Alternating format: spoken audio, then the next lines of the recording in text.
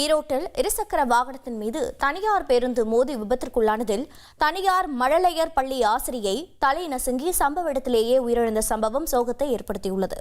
கூடுதல் விவரங்களை செய்தியாளர் சதாசிவம் வழங்கிட கேட்கலாம். சதாசிவம், வணக்கம். உயிரிழந்த ஆசிரியரின் விவரங்கள் என்ன? தற்போது யார் மீது தவறு இருப்பதாக இந்த விபத்தில் கூறப்படுகிறது? ஓட்டுநர் மீது என்ன நடவடிக்கை மேற்கொள்ளப்பட்டிருக்கிறது? வணக்கம். அதாவது ஈரோடு அடுத்துள்ள செட்டிப்பாளையம் பகுதியைச் சேர்ந்தவர் சேகர். இவரது மகள் மிருத்தியங்கா என்பவர் மூலப்பாளையம் பகுதியில் உள்ள தனியார் மனநிலைப் பள்ளியில் ஆசிரியராக பணியாற்றி வருகிறார்.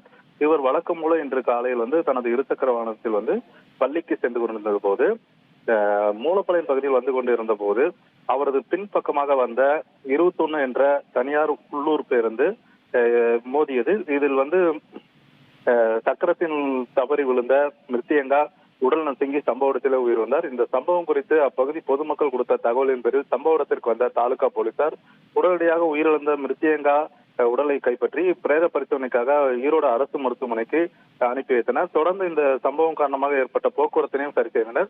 இந்த சம்பவம் குறித்து தற்போது தாலுகா போலீசார் பேருந்தை ஓட்டி வந்த ஓட்டுநர் யார் என்பது குறித்து விசாரணை நடத்தி வருகின்றனர். இந்த விபத்தின் மூலம் ஆசிரியை உயிரிழந்த சம்பவம் அப்பகுதியில் மிகவும் சோகத்தை ஏற்படுத்தியுள்ளது.